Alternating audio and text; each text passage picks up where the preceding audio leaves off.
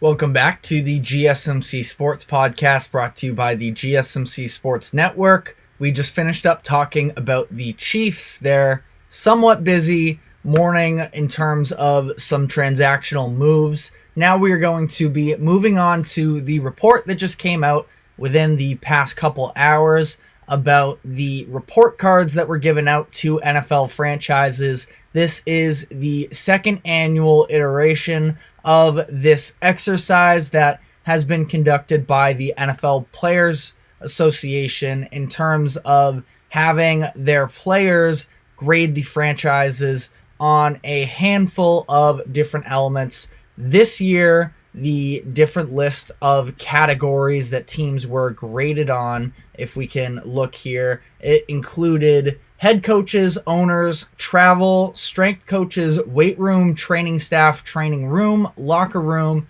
nutritionist and dietitians, food and cafeteria, and the treatment of families. So they were asked to, the players that is, were asked to grade their team on all of these different categories, and they got over 1,700 players to participate.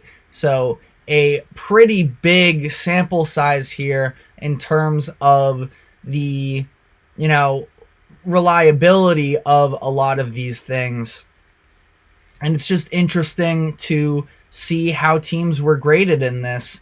The Dolphins and the Vikings in back-to-back years now have finished in the top two. Last year was the Vikings 1 and the Dolphins 2. This year it was the Dolphins coming out on top. So a quick run through of the top 10 teams. This is based on the overall report, the overall grades, I should say, that they got.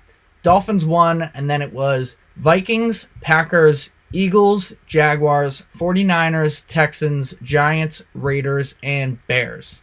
Quickly on the bottom 5 teams, it was the Steelers at number 28, Patriots at 29, Chargers, Chiefs, and the Commanders finished in last place for the second consecutive year. But the Chiefs being number 31 on this list was very surprising to me. The survey this year included head coaching, which was not on the list last year. It is supposedly one of the more heavily weighted categories, and despite Andy Reid finishing with an A+, that was their only category that they had above a C+.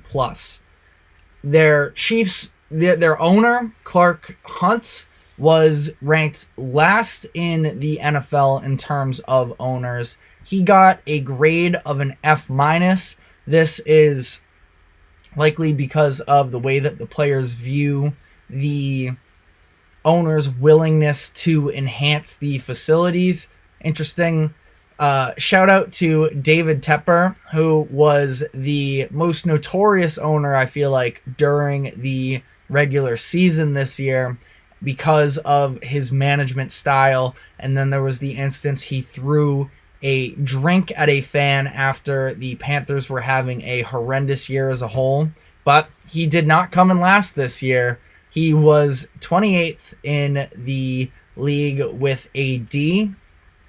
So not good, but I thought it was going to be worse. Clark Hunt, I should say, coming out on the bottom of this is very surprising to me. Just because of the fact that the Chiefs being back-to-back champions, you would expect that they would have more than enough money as an organization to invest into their facilities and everything along those lines. But the Chiefs were 31st in training room, 32nd in training staff.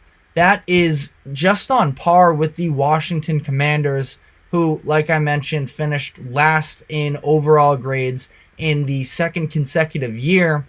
And the Commanders, who, let's face it, have been a mess for the past handful of years. We will get more so into them specifically.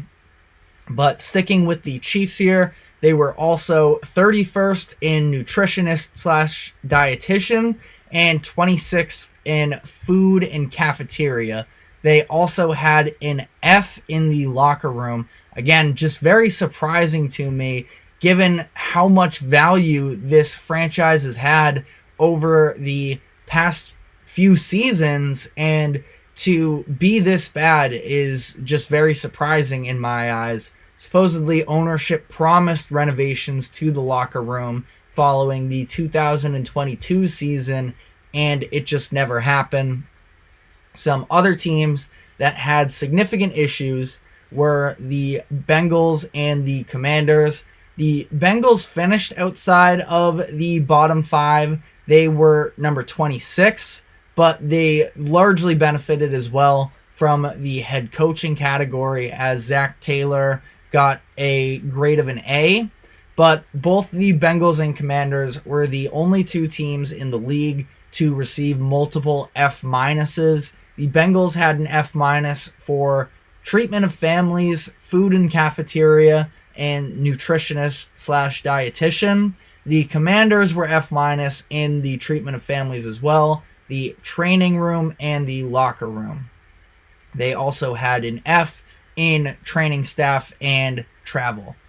What's, I guess, a little bit of a positive here for the Commanders is they obviously were just bought after Dan Snyder, who was, infamous in his own right. He sold the team last offseason, and Josh Harris bought it. The ownership for Washington was a B this year, which is a, big step in the right direction for them, as I think that Josh Harris is a much more reliable owner, and I would imagine that in turn here, he is going to look at this, and this was just his first season, and try and build off of some of these things in order to, change the reputation of the Washington franchise that has been scrutinized for a while now. So could potentially see some positive things come out of this. Some interesting ownership grades on the note of Josh Harris and the Commanders. The Chiefs obviously had an F minus, but the Steelers also received an F, one of these historic franchises that you expect would, be more so on the upper end of a category like this. Not that I think they have been, the premier of the league for the past handful of years, but to be an F was definitely catching me off guard. The Patriots received a D+ with Robert Kraft. Things obviously soured in New England when the Patriots had a disastrous year this year, and ultimately the organization decided it was time to part ways between them and legendary head coach Bill Belichick. Belichick, though, got a B- in these head coaching grades, and there were definitely parts of the locker room that were lost on Bill Belichick and had, fallen out of, I wouldn't even say fallen out of love with the process, because it's not like a lot of these guys were there for the dynasty years in New England, but definitely there was not quite as much faith in the way that the team was being run, and it clearly, in the players' eyes, did not fall quite as much on Kraft, on Belichick, as I think that Kraft probably would have preferred. And I agreed with the decision to move on from Belichick. I think that having him in terms of personnel was growing to be a little bit problematic. I think as his best prime years were sort of passing him. I still think that he's a great coach. I think that it's a little bit crazy that he is not going to be coaching somewhere this season, but depending on the power structure and how much he wanted, I can at least understand that.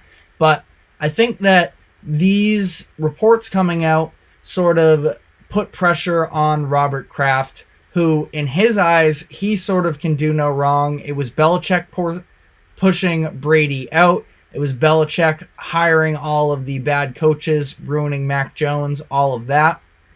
Again, I'm not even saying I fully disagree.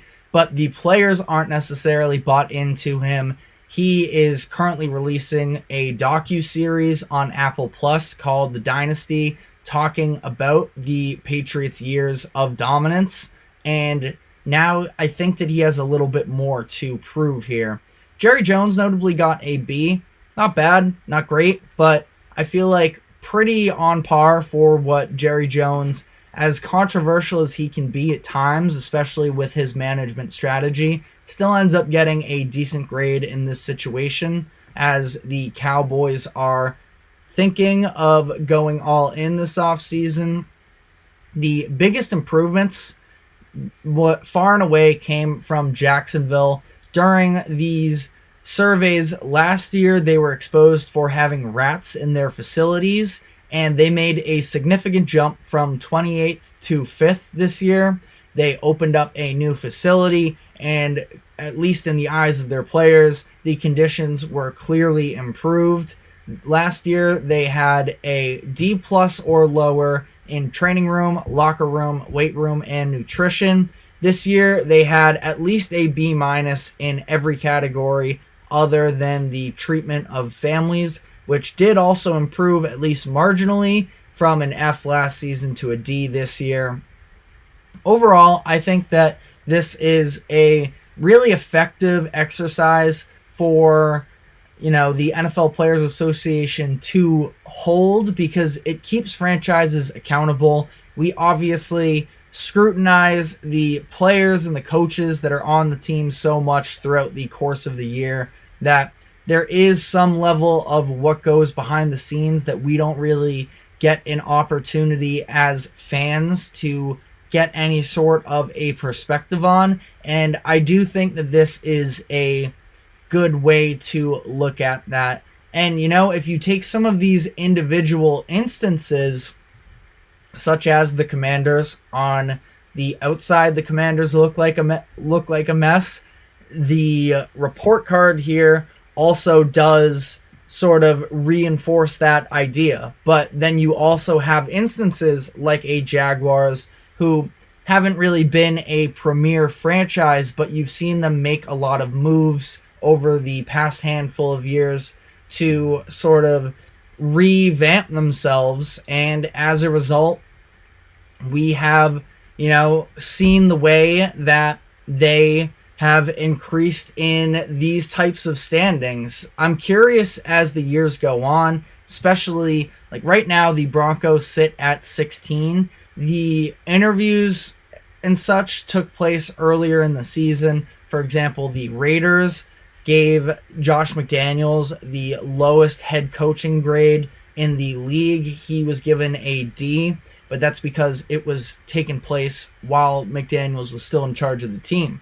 If this were done towards the end of the season, I think that Antonio Pierce would have brought that grade up, but that was just not the case quite yet.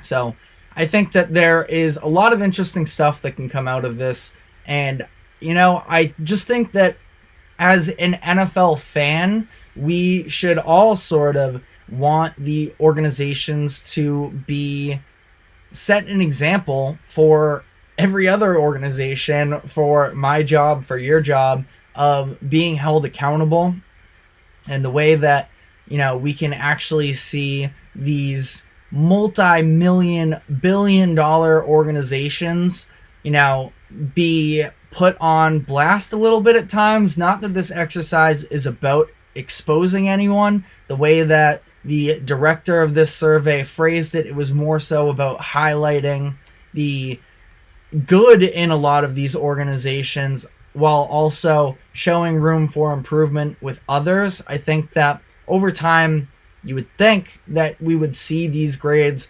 gradually come up and be a little bit better of a standard for all organization in terms of work conditions and everything along those lines. Am I being a little optimistic? Possibly, but just a thought. And on that note, we are going to be taking our second break. When we come back on the other side, we will be switching more so into basketball. So stick with us. We will be right back.